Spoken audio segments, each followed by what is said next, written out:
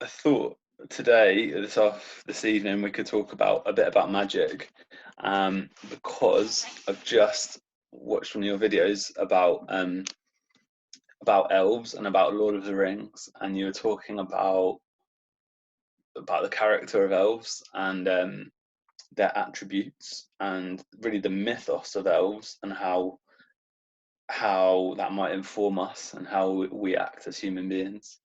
And yeah, and you mentioned a few different themes, and so I thought we could start off. I could say, I could ask you, what is magic, and would love to hear from you what you think of that, and then I'll give a bit of what my sense is as well. Yeah, for sure. Yeah, because like in that video, yeah, the main focus was like elves. That was a theme that was really standing out for me. Because we'd been discussing that. I know it was just in the chat, but it had been on my mind as well. And I thought there was just huge ideas to explore there. But in that video, then I touched on this idea of magic just briefly, and I suppose because that's a huge uh, theme in the Lord of the Rings as well. Magic, like magic in the world, how that shows up, Yeah, and it's something that I've been starting to explore a bit more lately. Like it's kind of when you're on this journey of learning, like you can almost sense when a theme or a topic is coming up for review. That you're going to start learning about it more, and I feel like that's the case for me with magic right now. Like because I've been getting these little learnings, I guess you could say, in different books and stuff recently, where it kind of reorientated my view on, what is magic. And I which one? always, well, one of them would have been reality transurfing. That's Mhm. been a big focus for me lately, by Vadim Zealand, Russian author. Okay. So that book, without going into it too much before I answer the question, it's like that book is about basically just how you create your reality, how people create reality. And the idea is we all do this unconsciously, and it's about making it unconscious. And, he talks about different principles. Like one of them is really interesting because you hear it in a lot of other places is this idea of pendulums, the swing of the pendulum. And he talks about how, pendulums are these structures in society, like you've got government, you've got corporations, you've got jobs, you've got, I don't know, even a football team or like a sports team. All of these things are pendulums. They can influence people. They're collectives of thought energy that influence their adherence. But I'm kind of digressing. So like basically that book is about, he talks about the alternative space, the unmanifest. He talks about magic as well, and how you can use all of these things to create reality. But some of what I read in that book, it got me thinking about magic and what it is, and basically, like the way I've come to see magic so far, and I'm still learning about it, is like it's a lot more subtle than you think. It's a lot more subtle than we realize. Like it's not necessarily what you see in like the Lord of the Rings or high fantasy of like very explicit magic. I suppose that's what you see on film, and it's about giving people escapism. And it's about creating something really beautiful. But I think in the real world, quote unquote, like magic is more subtle, but it's all the while very powerful. It's like things like, as I talk about in the video, like the power of your words. Like words in a way are like incantations. They're like spells. Like every word that you say, it has the ability to like create a certain image in a person's mind. And induce a certain feeling. And it's the same for yourself as well. Like the words you tell yourself, whether spoken or internally, like they create states within you. They, I suppose you can almost say that's like some form of alchemy, like you're changing your state within.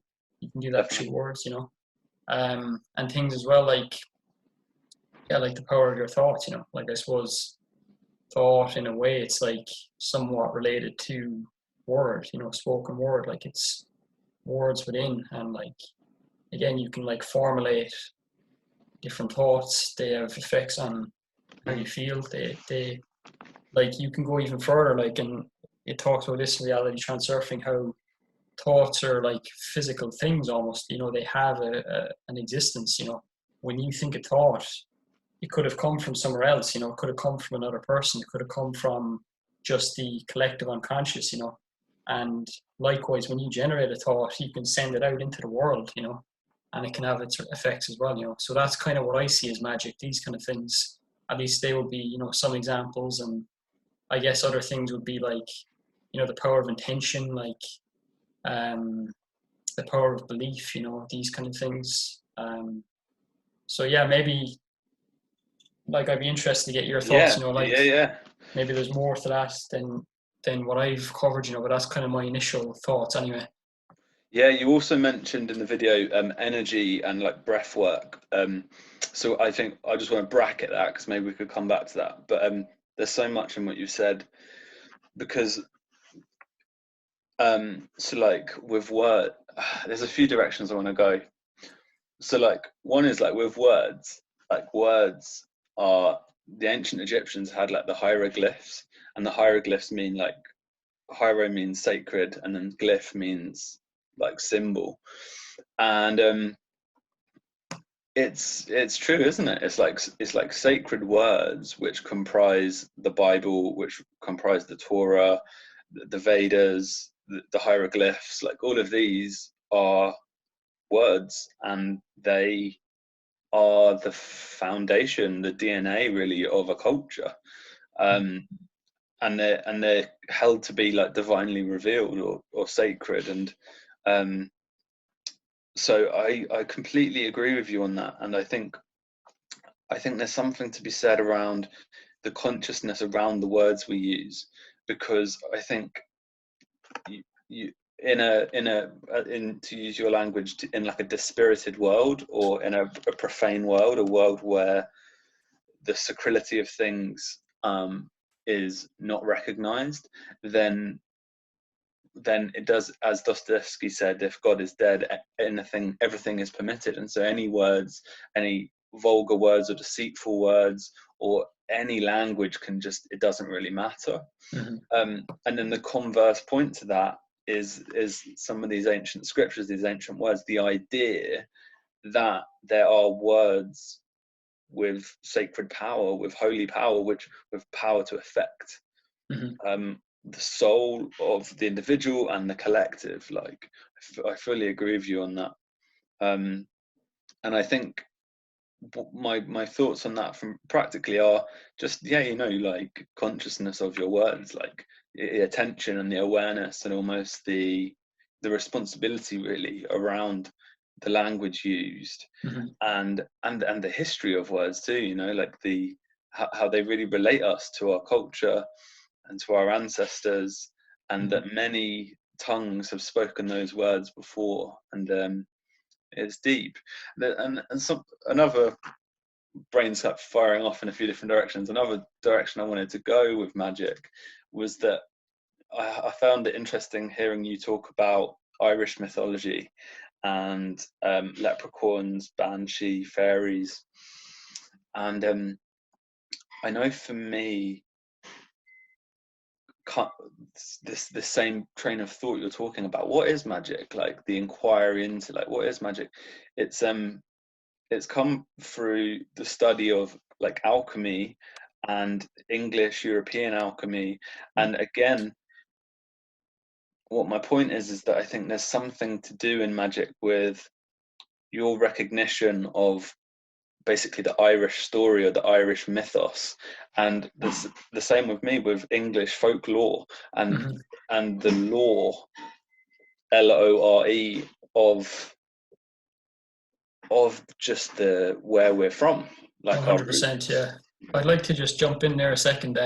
So first of all, you know, the first, I suppose you brought up two like major points there. So like the first one,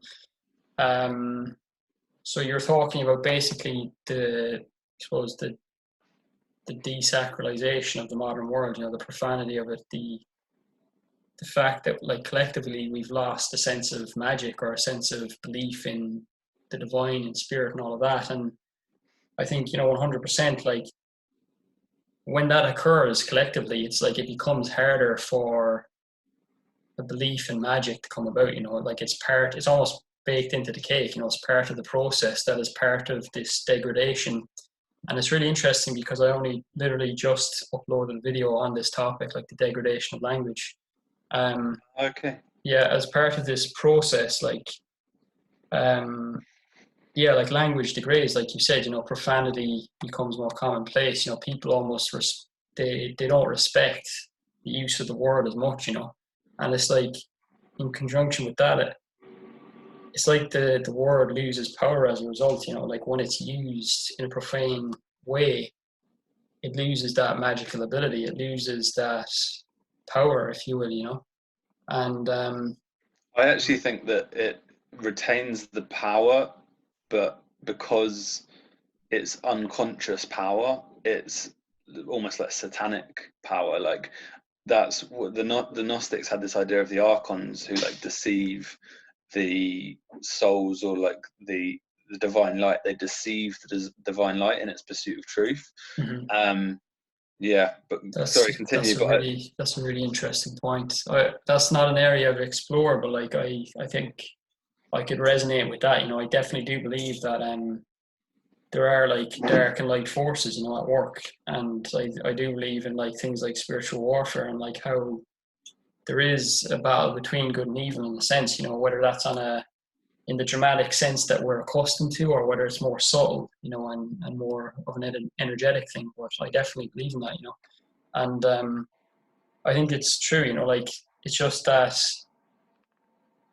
language, just basically language has degraded, you know, and with that, words don't have as much power as they used to, you know, in one sense or another, you know. And I think a really good book in this area is called The Spell of the Sensuous. I think the author is David Abrams, but I could be wrong on that. But okay. what was really interesting was it ties in with what you're talking about, you know, about I think the ancient Egyptians and also the ancient Hebrews as well, you know, like there was something there with the way they used language that it was almost like seen more as an incantation, you know. And like you said, they had certain words that were revered, you know. Like even I think you know the word Yahweh, it's that was designed in such a way that it was like it was something to do with, I can't remember exactly, but it was like something to do with the vowels that were used. It was like the breath itself when it was spoken, you know, and it was to show that God was, you know, the spirit within the breath that filled man and gave him life, you know, all of these kind of Very things. interesting. Yeah. And like that book is great for that, The Spell of the Sensuous. Yeah, so that's what I wanted to say on that point, was just basically, yeah, the degradation of language, you know, and I feel like we've definitely, I just see it as a reflection of everything else, you know, like the degradation of language, like it mirrors the degradation of the natural world, the degradation of, I suppose, society in general, you know. And it's like you can't have one without the other, you know, they all mirror each other because it's all connected, you know. And I think, but I'm not a pessimist about it, you know, because I think like we have reached the peak of, let's say, separation or the downward journey. And I think it's a case of, you know, consciousness is rising now on the planet, you know, and it's about people's values shifting, you know, and I suppose coming back to what Charles Eisenstein calls reunion. So, you know, like where we're getting reconnected with nature, getting reconnected with ourselves, you know, our culture, you know, you talk about our history, like you talked about, you know, British mythology, Irish mythology. So I think Yeah. it's also a case of, you know, people reconnecting with their ancestors, their history, you know, the wealth that's there. And I think that ties in very nicely with your second point. You know, you were talking about, I think, you know, from what I gathered, like you hinted at, you know, the different mythologies in the different countries or areas, and you know, the knowledge that's there. And like I've come to the belief, and this ties in a bit with reality transurfing again, but I've come to the belief that basically when like a collective of people believes in a thing, that it's like it's actually drawn into being, you know, to a certain extent, whether like literally or Oh, you know whatever. But um like the way I see it, things like if you take Irish mythology, like things like, I mentioned the leprechauns, the banshee, fairies. There's lots of other creatures where we have werewolves as well in Irish mythology and all this stuff. And I think people, even only a couple of generations back, they genuinely believed in these things. They believed that they had a physical reality. As a result, they became prominent in people's lives. And I think because we've entered this very like scientific materialist age, we've disregarded all of that, and as a result, we've ended up in this very like dispirited world. As I said, it's like, and I genuinely believe that those things have actually faded out of existence for real, like, because as Vadim Zeland talks about in that book, Reality Transurfing, he talks about the alternative space. How there's like you could call it the metaphysical, the unmanifest. So like basically every reality you can think of is like laying dormant, and it's like it almost gets called into being, I guess you could say, through magic, the power of the thought, the power of your words, collective Yeah. belief. Yeah. I suppose there's a couple of things in. It's such an interesting topic. So I mean, I think what you're talking about with this alternative realm, this metaphysical realm, is like from Carl Jung's perspective, I would just kind of think of that as the imagination, because strangely through the imagination we're able to see the unseen. Like, do you know what I mean? Like these whole mythologies like exist like within, and so then the question is like, where do we pay attention? And I think what happens is that the science and the implicit predicates and assumptions of a materialist worldview kind of frame our attentional sphere and say, basically, you pay attention to the sense data, and like you don't pay attention to the subjective is the basic implicit assumption of that paradigm. Mm-hmm. And I think there's clearly power and utility in that. That's why we have phones, and like that's why our technology is working. It's because it's true in a sense. But yeah, I think that form of truth is actually nested inside of an imaginal,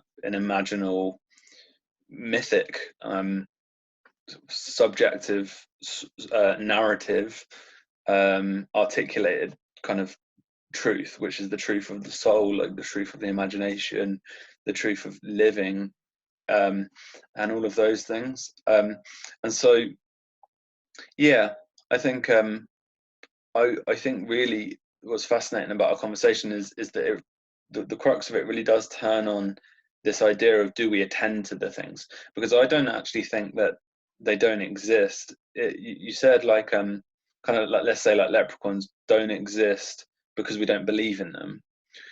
I don't know, like I think if you look at a shamanic perspective, like I think that the shamans are very aware that there is an unseen world that is proximal, close by, but we might not be able to see it. And then it goes back to this materialist thing of, is our cultural narrative, is our frame what can be seen and empirically tested and felt and touched and materially, sensed.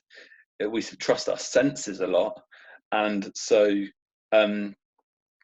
that is the proper domain of knowledge or inquiry according to a materialistic paradigm. And therefore all of this other stuff, this basically the world of the imagination, which is where leprechauns exist. It's where the great eagle and the great spirit and like all of these images and entities exist, these forces, these energies. It's just about the eye we use to perceive it. And I think that that's really the crux of our discussion. I think it's really such a fascinating thing, and I think it's curious, like our approach, just like going into that awareness, because also like going all over the place, but like, you know, I think the fact that we watch Lord of the Rings and we watch Harry Potter means that we believe enough to invest a significant amount of our attention and time, which are, you know, supposed to be the most valuable things we have: our attention, our time, our consciousness. We as a culture invest wild amounts of that into these myths. And so, yeah, I mean, my lens on that, my view on that, is that there is some reality there that we're trying to apprehend or trying to remember even. I Yeah. suppose, yeah, sorry, I just wanted to jump in there just to say, like, I suppose, like, no matter how modern things get or how scientific or society becomes, that, like, humanity will always have that raw, innate need for mythos, you know? So, like, That's it. Lord of the Rings, Harry Potter, these kind of franchises, they're filling that void, you know? It's like basically just the commercial, modern version of, you know, sitting around the campfire and hearing about myths and stories, you know? So I Mm. think it's that. And I think, you know, what I touched on in that video as well about the elves, you know, like, uh, I think as well, like that, you know, these franchises, they're kind of a form of escapism as well. And like, you know, fantasy in general, at least this is how I see it. Like, I don't, I don't have a problem with fantasy. I think it's an amazing genre. I love it myself. But I think there is an element there that, like, people become fascinated by that because they maybe there's a sense that, like, a lot of the magic in the world has vanished, you know, that, like, the world has become very dispirited and very mundane, you know, like people are continuously bombarded with reference experiences of, like, you know, the world is very mundane, there's no magic, it's all make believe, you know, and people yearn to actually recover that. It's like, it's almost in one sense it's like a lost part of themselves, a lost part of their humanity. You know, people want to recover that feeling of magic, Mm. um, because I think that's, like, deeply buried into us. You know, like if you go back to tribal times, more indigenous times, like we would have we would have lived in, like, a very rich worldview, like imbued with all kinds of magic and mythical creatures and all kinds of legends and tales. You know, so yeah, I think people just look for compensation in those kind of series. You know, but I don't necessarily think I don't look on those franchises negatively. Don't get me wrong. Like, I love the Lord of the Rings myself. It's one of my favorite film series, book series. So, and I love the themes in it, you know, and kind of what it shows. Yeah, I mean, I think, yeah, I mean, I almost think of it like, I mean, look, it's food for the soul. Like, it really is. It's food for the soul, and it's also, you used an amazing word which I hadn't heard before. It's like resplendent. Like, it's like it's like it's a higher vision of things, and like it really does illuminate the imagination around the potentials of life and of character and of being. And I think that I think of it actually as more than merely a um like an escape. Like, I don't even know, I've heard escapism, right? And I've been thinking about this the last few months, and like even the word, again, like magic, like words, like the Yeah, word escapism implies, it like carries with it a narrative that like very true. um Yeah, that we're like escaping from this world. Whereas like, I don't know, like I'm just keeping open minded with it, right? Because if you look at ancient cultures, and like the more I study these things, I mean, I think Gnostics, alchemists, shamans, like they fully believe that actually that world, like the Lord of the Rings world, is like more real. It's like meta real. It's like the spirit. It's like the spiritual realm. It's like the realms of like the elves, like these beings of um, purity and integrity and wisdom and these things, and that they can commune with them, and they have benevolent intent, and they can give us gifts. And the shaman, after kind of dialoguing in this ecstatic space with such beings, returns then to the community with the magical gift of healing, or these different things. And like it's yeah, it's just, it's a funny thing, right? Like what, like, perspective you put on it. I mean, for me, I think that stuff is, it's really, it's primary. And the reason it's primary is because where are you without it? Like, you're in this, what Matteo Eliade calls the profane space, like this disoriented, desacralized like space, which is just like pure chaos and meaninglessness. It's like a nihilistic, it's the dark night of the soul. Like it's a very real place you can go to when you're not oriented by and anchored in a mythos, if you're not rooted, let's say, and so yeah, I think it's it really does it like flowers, or it inspires is probably the best word, like the imagination.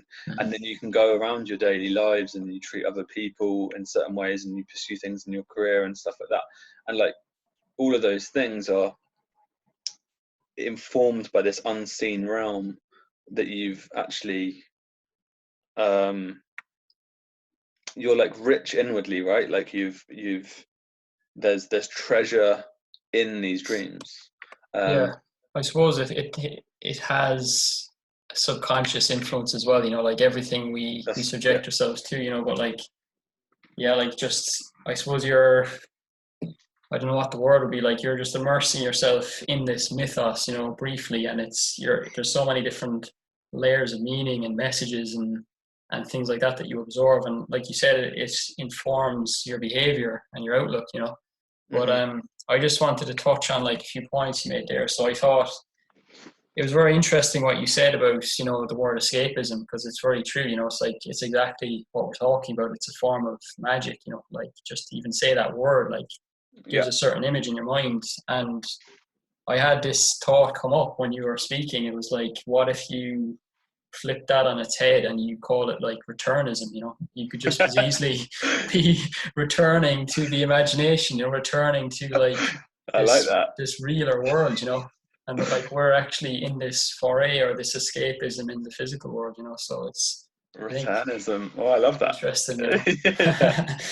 But yeah, what was the other thing as well was like you mentioned about how shamans see this as they see that whole world as like almost realer than real, and I think like I tend to be of that belief as well. Like I think whatever you want to call it, whether it be the imagination, whether it be the metaphysical, whether it be mythos, the unmanifest, I think that world is in one sense at least, realer than this world. This world springs from that world, Yeah. And I also come at it from the perspective of like, again, the alternative space, like we're talking about the same concept just from different angles, but of course, yeah. Like the alternative space, like I like that one specifically because it brings up the idea exactly that, alternative. So like the way I see it, the Lord of the Rings, that world, it's like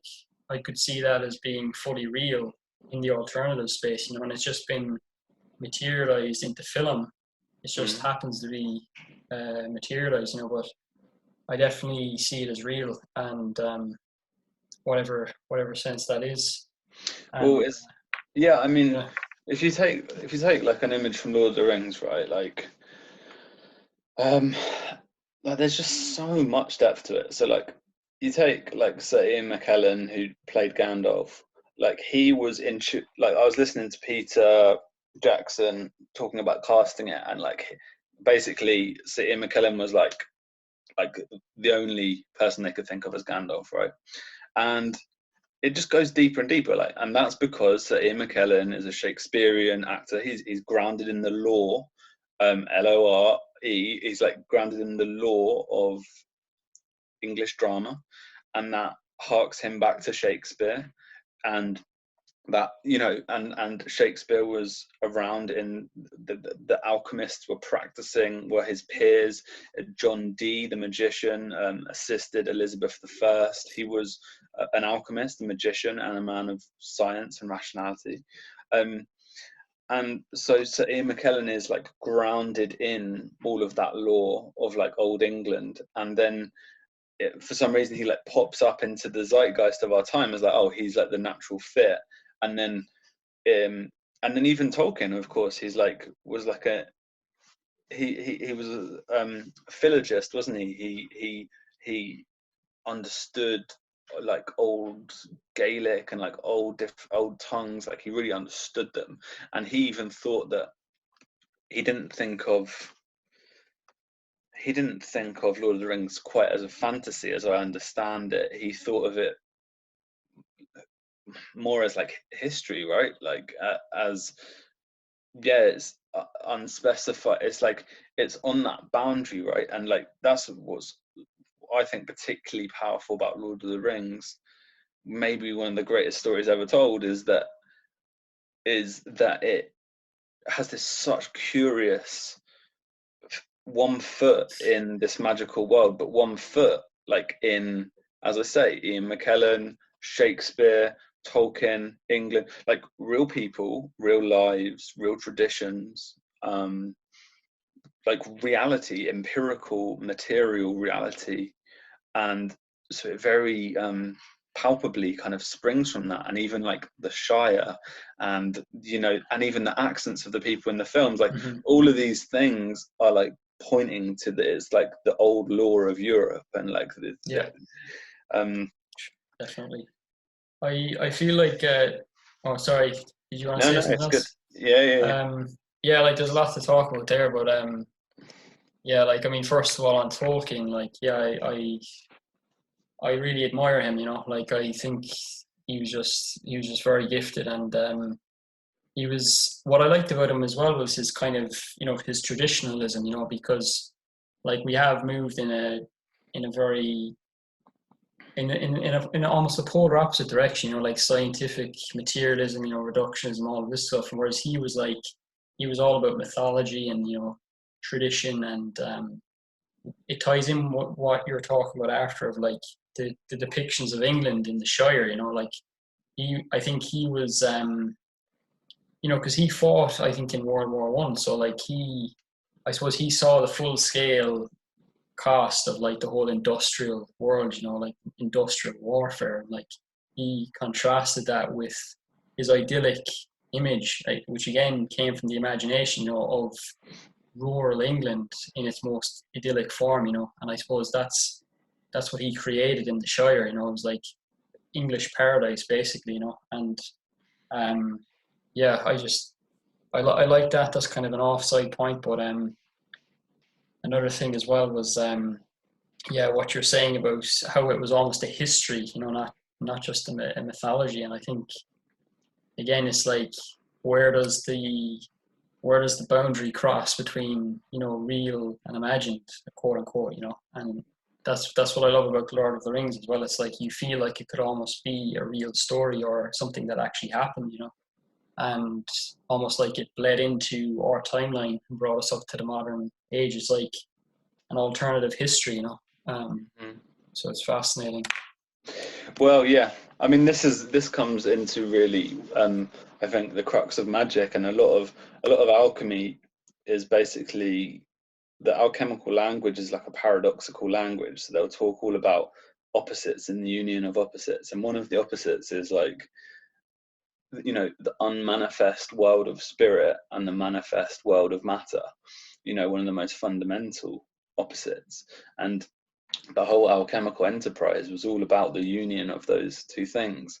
And so when Lord of the Rings achieves that, is basically what we're saying, is that there's elements of it that really speak to the material plane, the historical plane of like linear time, and then there's eternal archetypes that are activated as well. And I think that's really, not only is that what makes a powerful story, and which is why it has gripped our collective imagination, but I also think for you and I as individuals, and for anyone listening, like I think this comes to the essence of magic, is like which is why I mentioned your thing with Irish mythology and my thing with alchemy, and it's basically the same thing. Is what we're doing is like looking to our ancestral roots, or what did you call it, like remembering, like rememberism. Like it's like it's this remembering of like answering the question of like, who am I? And like, aha, like this is what my ancestors believed, and this is the tradition I exist in. Whether you choose it or not, like you're embedded in layers and layers and layers and layers of this tradition.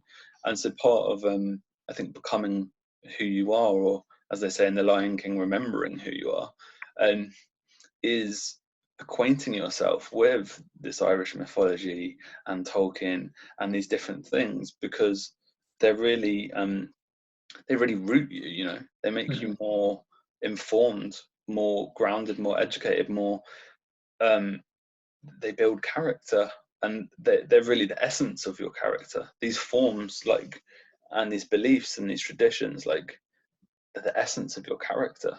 And I think this has been a thought, I suppose, that I've been just really exploring for several years now. And I think Carl Jung has really helped me into understanding this, is that like these old narratives, these old stories, and the story of who am I, Sam Glenn, and who are you, Conor, like, because we're answering that every day in our heads anyway.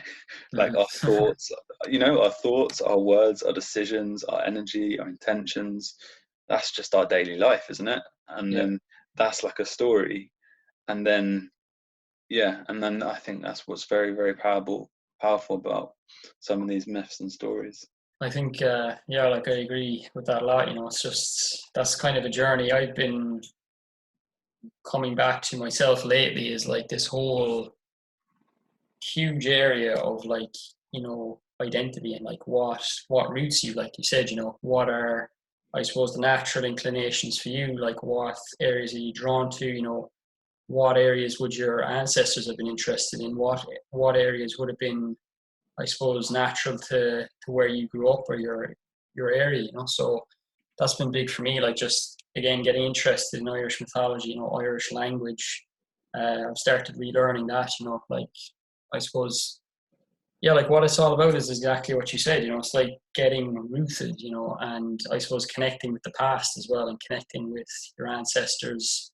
And I think, you know, that's a big problem these days. I guess it's just a reflection of this modern world, that like people have become disconnected from their larger identity. You know, we've gone more towards the individual kind of consumerist identity, you know, like what brands you associate with, what teams you support, you know, these kind of things. But like we've lost that larger mythos and the magic that comes with it, you know, of like, I suppose, the mythology, the language, you know, even beliefs and ways of living, you know, that kind of thing. So I think that's, it all just connects together, you know, like everything, just all of this stuff connects, like your identity, mythos, magic, you know, the power of belief, you know, the power of language.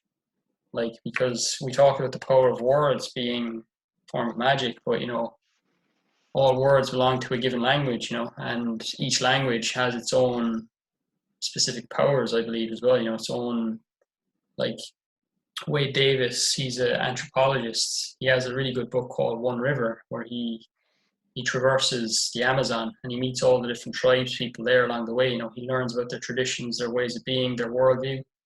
And he basically said that like every language is what he calls an old growth forest of mind, you know. So every language, Such a good way of saying it's it. a pretty cool quote, like, isn't it?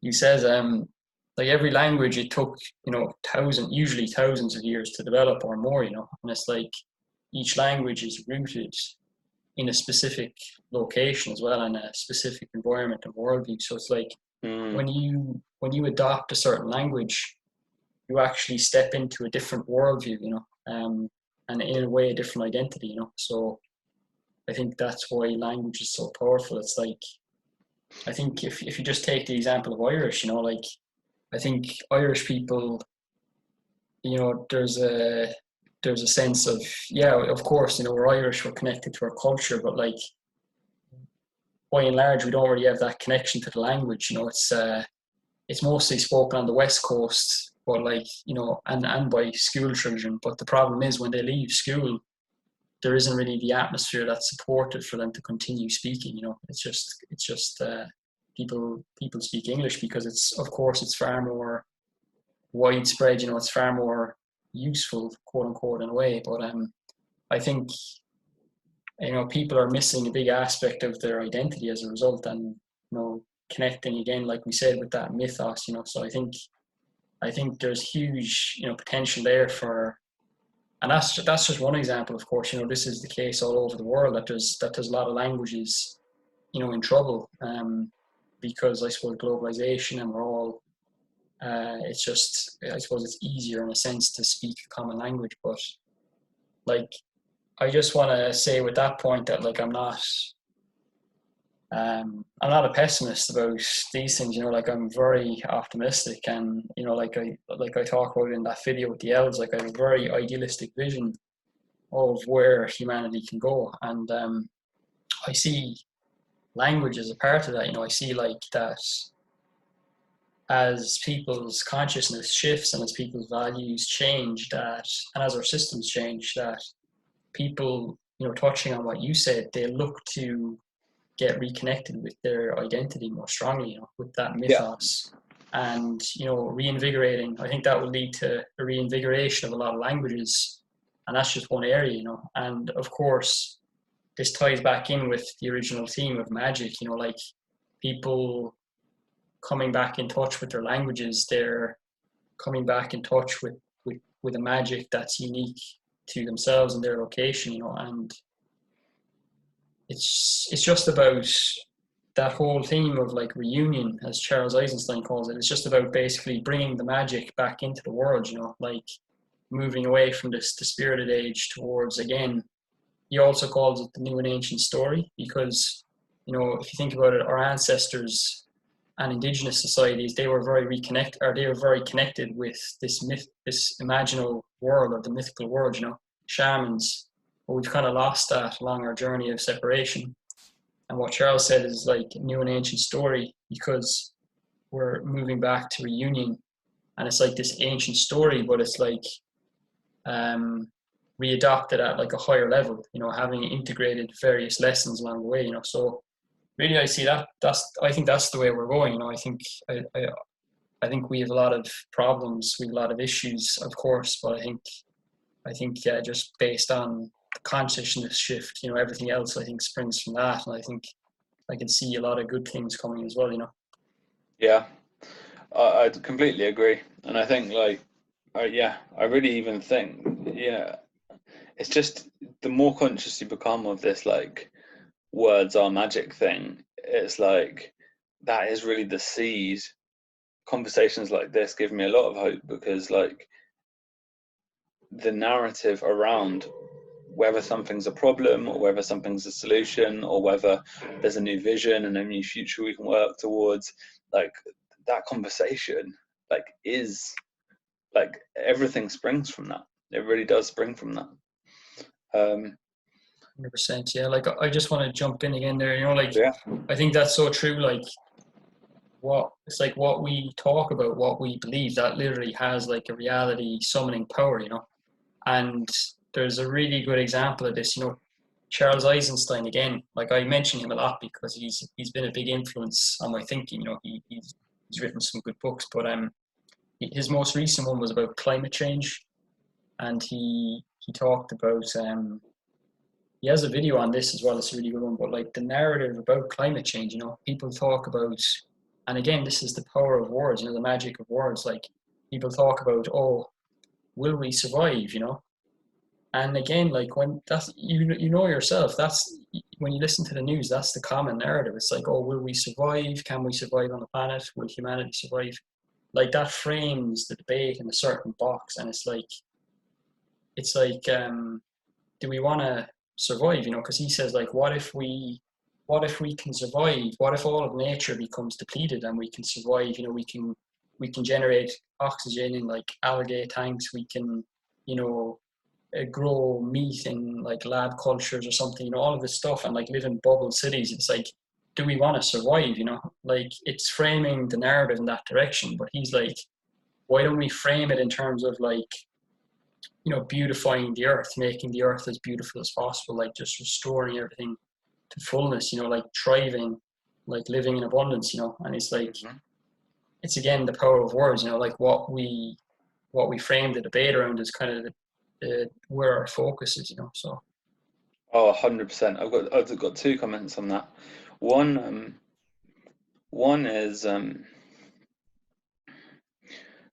so I mean, yeah, you can think about these ideas. Like one is like what we've talked about, like the mythos and magic element is like a vertical axis, and you could call of soul or of like consciousness, basically. And like there's like going to the depths of the ancestors, and then there's like elevations in consciousness. It's like value, and then you've got like the zeitgeist or the horizontal axis, which is like it's historical time basically, and it's history, and it's temporality, and it's day in, day out, week in, week out, year in, year out, and this basically horizontal modality of time. And that's like called the zeitgeist, like the spirit of our times. And what I think the crux of the issue is that when you talk about how the news talks about things, basically what it is that the narrative is basically only spirit of the times. If you think about it, it's actually only what's happening now.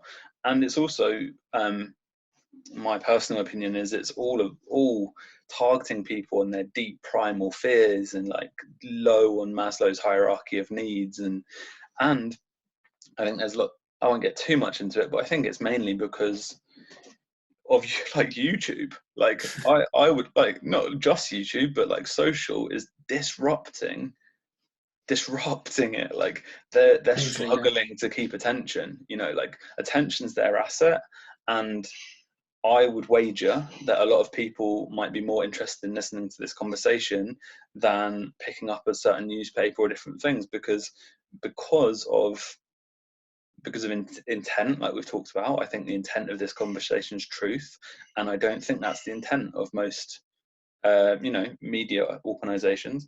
But just to stick on the time thing, that's something that I've been becoming very conscious of, is that basically all narratives that flow from the mass media are narratives of the zeitgeist.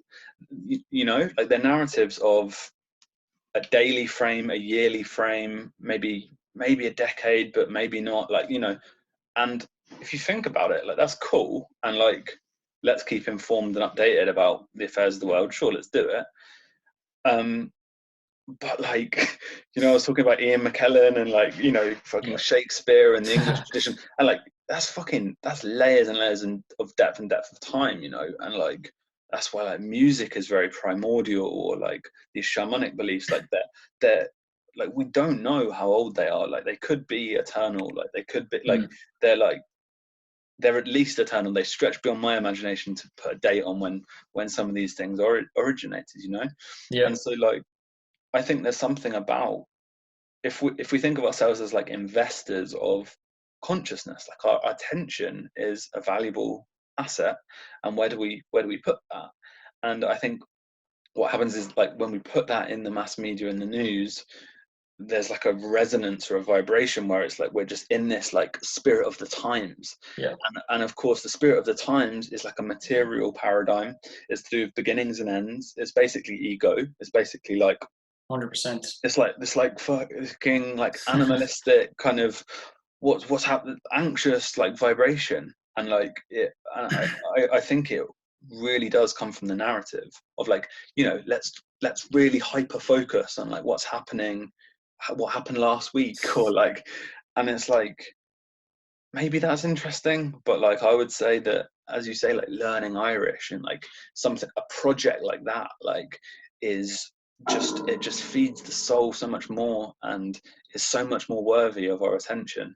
And that helps you and I contribute positively to the world that we live in. And I think that's actually the real world, of course. It's like the phenomenal world, the world that we live, speak, think, and act in. There's just so much to comment on there. It's a really good point, like I agree with that completely. Yeah, there's a lot to say, but yeah, just to go off your final point there, I think like it sounds kind of trite or it sounds kind of cliche, but like I'm of this belief as well that like I love that phrase, by the way, like investors of consciousness. Like I think when you let's just take that for example, learning a language, or especially if it's like learning a language that gets you connected with your identity or with the roots or whatever. Like you doing that, again, it might sound trite, but it's like you doing that, it's like a gift to everybody. Like Yeah, you doing that act, it's like that has ripple effects. And it's because of this, like, I suppose, there's a guy called Rupert Sheldrake. He's I a know. British, yeah, he Know of talks him. about Yeah, the morphic resonance. So like when you engage in an act, it becomes easier for others to engage in that act as well. So right. so it's like this quantum idea of like, your actions, your world, it impacts the world at large. So it Mm. sounds nuts, but like that's actually a motivating factor for me as well. When I learn Irish, I'm like, if I'm learning this and I do well at learning it, I make it easier for others to do the same, through this principle, and it's like it ripples out. But so that's one thing, and I just found it was really uh, fitting that you talked about the news, because I was on YouTube earlier and I will admit I got distracted by a video. Like it was about Brexit, and I don't want to go too much into that, the politics or whatever, but like it was Nigel Farage being interviewed, and just one thing I picked up on was the interviewer. He was framing the debate, the benefits, or the benefits or the drawbacks, whichever way you go, in terms of things like GDP, wages, taxes, whatever. And it's just this recurring theme, like you said, of like it's always appealing to our base interests. They never appeal to, and I suppose, can you blame them, because they're part of a system and they have to act accordingly within that system, but they never appeal to, let's say, spiritual principles, and they never appeal to a higher vision or a higher ideal for what's possible. It's always about like, oh, this impacts GDP, this causes There's the no economy to imagination, grow. is basically what you're saying. Like, I Yeah. think that's the way I see it. Is like it's almost like I see the imagination almost like as a portal, like up here in the third eye, like portal where you can literally journey to infinite realms. But Mm-hmm. if that's sealed, like which is I think how they think of it in some spiritual systems, like the third eye being closed or blocked. Like Yeah. if the energy there is blocked, then they talk about this in the Hermetica, the Corpus Hermeticum, the writings of Hermes, which are some of the foundational texts of alchemy. They talk about being trapped in your senses, you Mm-hmm. know, and I really see it that way. Like, can it's yeah, it's just like that person interviewing Nigel Farage. It's like, well, they're only looking with their eyes and their ears and what they've read and like the metrics we've set up and like all of these Mm-hmm. things and I'm sure they're trying their best to do a good interview, but I think it is a matter of perception. There's just no imagination contextualizing that. There's no dreaming. There's no vision and stuff like that. I And I think think, that's really important. yeah, definitely, I agree with that. But I think that is one element. But I think there's another element as well, which is like it ties in with this shift in consciousness, which is that um,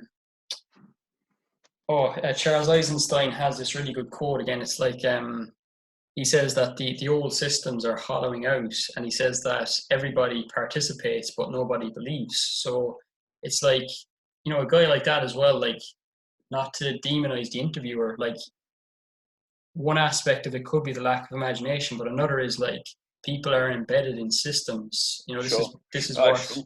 Yeah, this yeah. is what Vadim Zeland calls pendulums again. And it's like, because we've all done this as well. It's like you're part of a system and you feel limited or constricted to a certain set of behaviors. So I Sure. think I think that's like actually a cause for optimism, because it shows that yeah, like people follow set behaviors and routines within systems, but like deep down they might actually feel a very similar way. Like you could have the most imaginable person, and they're engaging in a certain system for whatever reason, and Got you. that could just be temporary, whatever.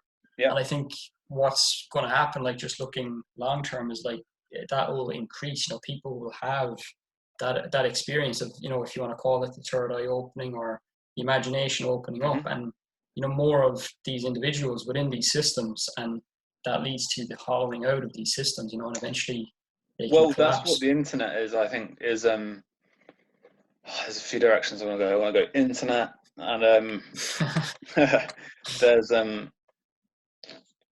okay, let's just go with, well, the systems thing, just to your point, right, is like, that's just so true.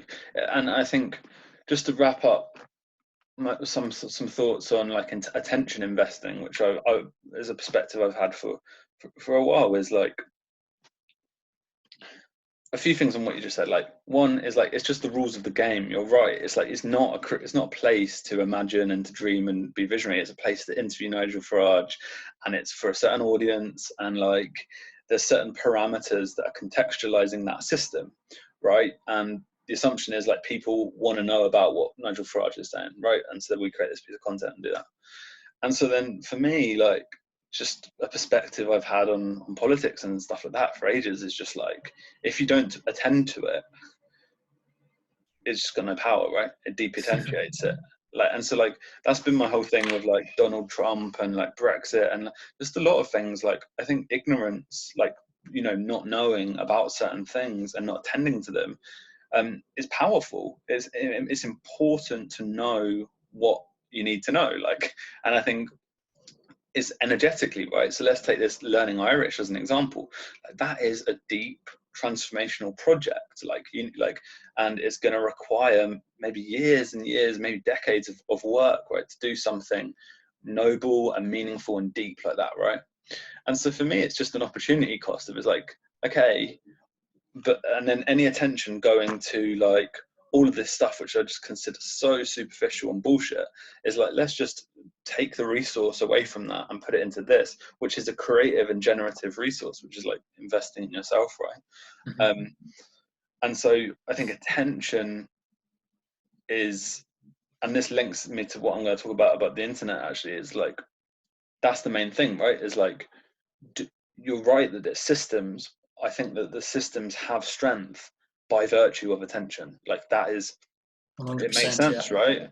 And so then what's happening with the internet, the interconnected network, is that just imaginative, creative people, which is just what on essence is, I think, as human beings, they just have more of a voice, and that's why singers and musicians and content creators, like what we're doing, and just literally anyone with a voice and anyone with a perspective on things can share. And I mean, like, the internet's what, maybe three decades old at most. Like, I don't know if we understand the implications for that. Like, what, like the attention shift of, like, I think things like Joe Rogan and things like deep, Jordan Peterson for me is a big one, like deep learning and education and knowledge, right? I can get that from someone who's just following their what the Romans call their genius, or their inner star, right? Just like following their muse, right? Yeah. And people can just follow their muse and then share.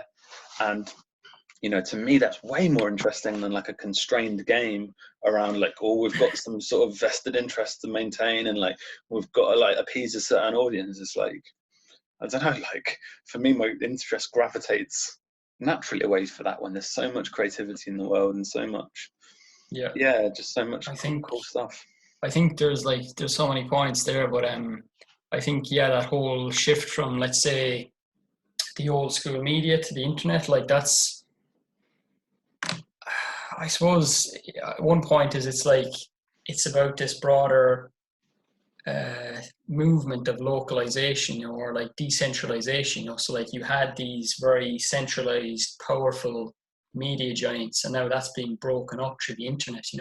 I mean, I would caution that there is risk of it repeating to an extent whereby, you get the big names like Facebook, YouTube, or maybe you get the big platforms of creators. But I'm not fully... Even that, a quick one on that, like, yeah, is, I had this conversation around social media with like several people, and I think I don't know, like even the idea of Facebook, like everyone's like, oh, like Facebook are becoming too powerful, whatever. It's like no, like that they are an emergent phenomena, right? Like they are the several billion people on the platform, and like I think there's something almost inherently democratic and decentralized about the interconnected network. Like I think that's probably the interesting thing.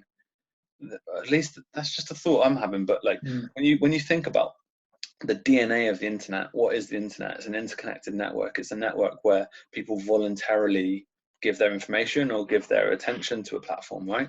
And like the power of Facebook and Instagram and these big things is like it is actually a democratic power in the sense that like every individual it's Mm. choice, right? It's choice about where they put their attention.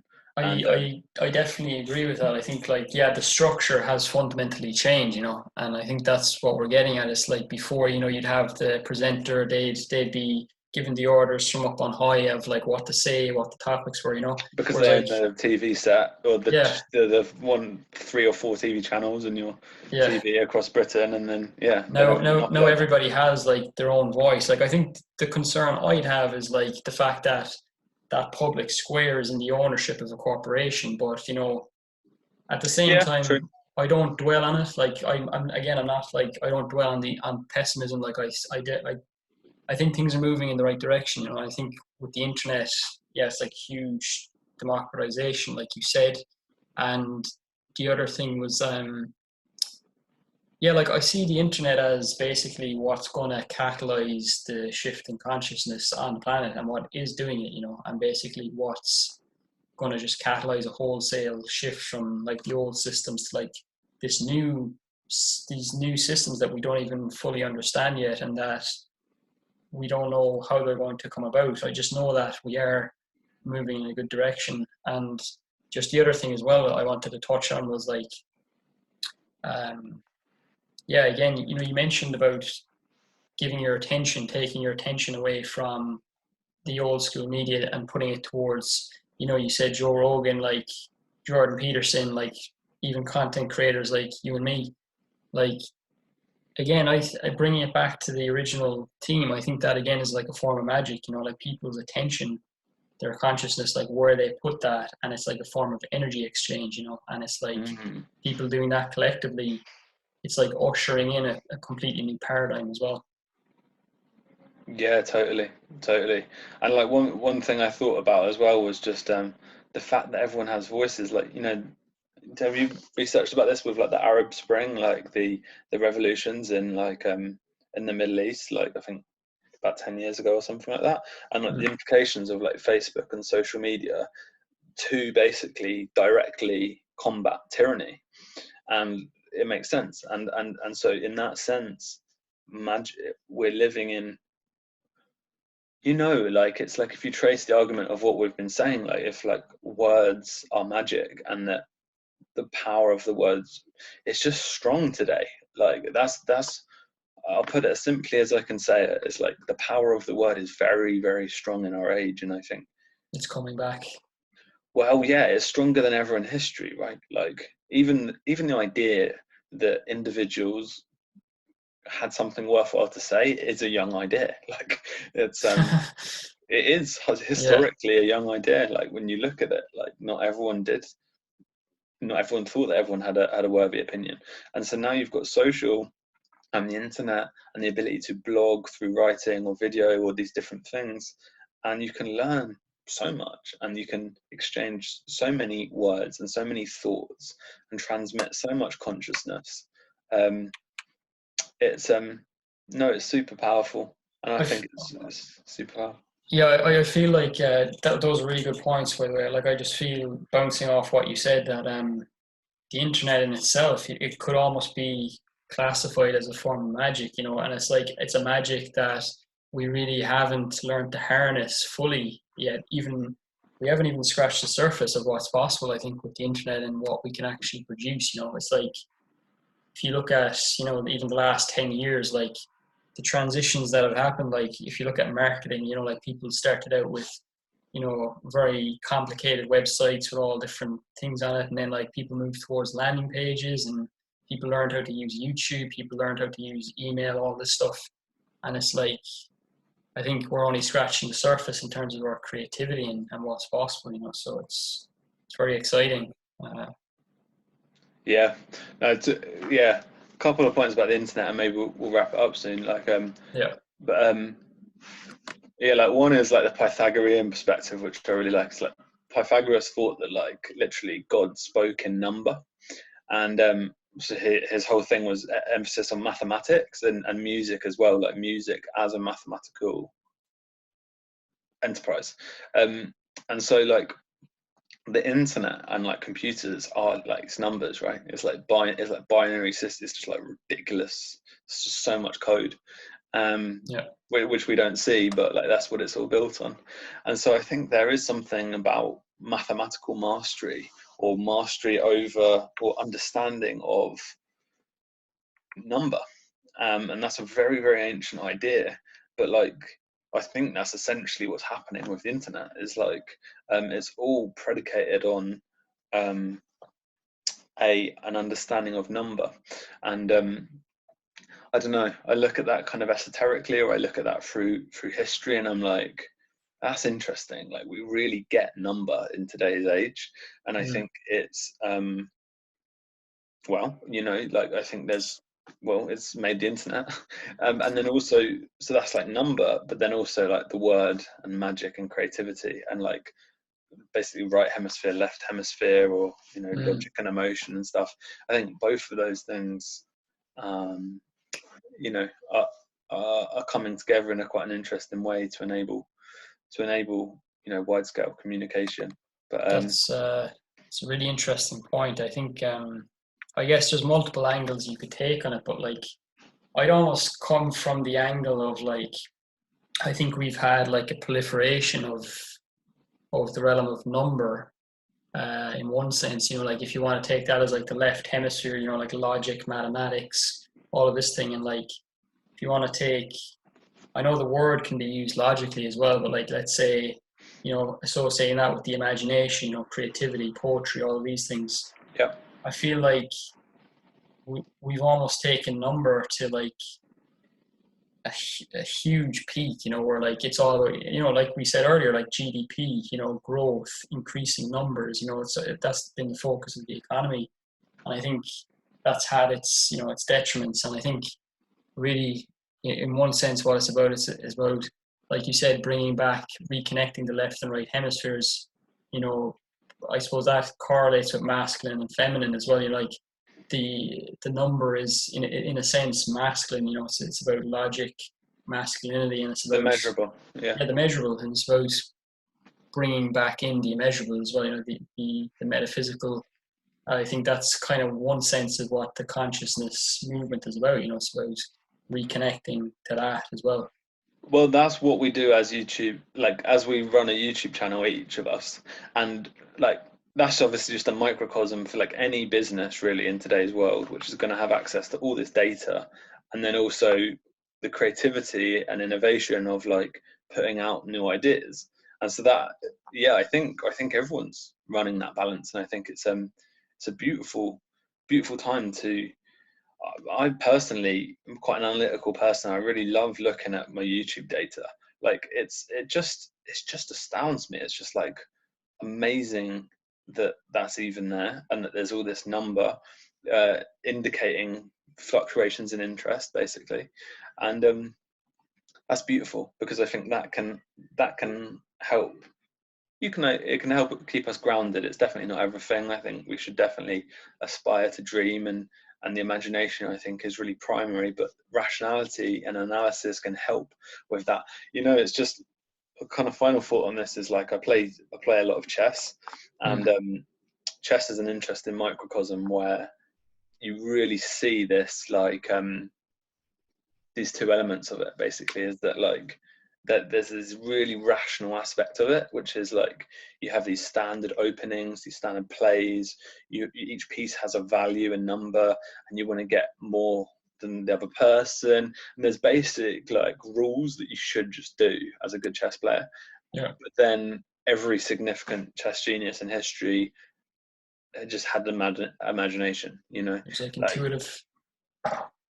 it's so intuitive. If you listen Yeah. to Magnus Carlsen, who's the best in the world, he talks about intuition. You know, it's really fascinating how he's just like, look, I don't really long term plan or calculate that much. I just know what to do, and it's it's weird to hear him say that, but Yeah.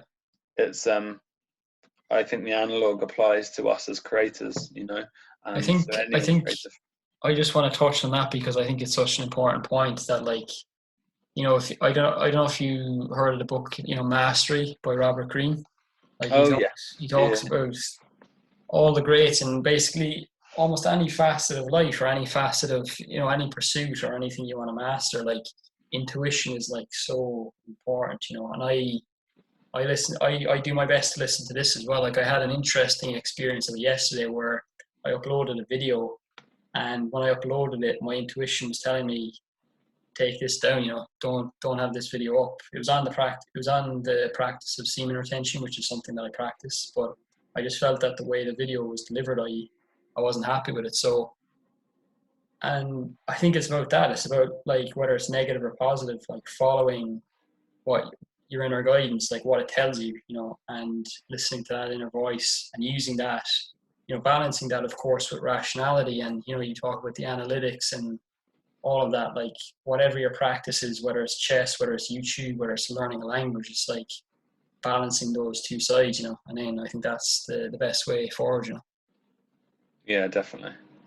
Yeah, no, that's yeah. Final thing on that is like that's it in chess is like basically the way Carlsen, who's like the best in the world, he describes it like I know the move, but then I spend like 5 minutes checking it, right? Like looking at the data, rationally analyzing, scrutinizing what I know to be true, and then I just basically do what I was going to do anyway, which I find well interesting. But it's like I think that's the way I kind of look at it is like definitely follow your inner guidance, and then yeah, just subject it to scrutiny. You know, get other people's opinions. You know, test out different ideas, see the feedback and stuff like that. Like I Yeah. think because I think that's just staying grounded, right? Because otherwise it's just pure delusion. It's like you're like, oh, I'm just gonna do whatever I want to do, like, and Yeah, there's yeah, just no exactly. there's no objectivity in that, right? So Yeah, it's you need both. yeah, Yeah. cool, man. It's been a really good conversation. Yeah, that was a good one. It was very interesting. Like went to a lot of different areas, and I think it was very inspired as well. So I like that. You know, it was a good one. Yeah, man, definitely. Let's yeah, let's just like keep in touch and hopefully yeah, just chat about some other stuff. I think there's a lot around listening to your content, um, which is part of the inspiration for it. Was just like there's a lot of stuff I feel that there's a lot of overlap in the way we see the world, and I think it's really interesting to explore it with you. And I feel like there's always something greater comes about through a conversation like this, you know, with two different Exactly. perspectives. And It's the mastermind effect, I suppose. But yeah, like I think that as well. You know, I think we have similarities in the way we look at things, but we kind of come at it from different angles. With like, you know, we have different strengths and different areas that we've spent more time in researching. You know, so like it gives a different perspective, kind of on the same subject. So I think it's really good. I'm definitely up for doing more collaborations like this. You know, so yeah, cool, man. yeah. Cool. Let's do it again sometime soon. Yeah, definitely. And yeah, thanks for everyone watching as well. Yeah, thanks for watching.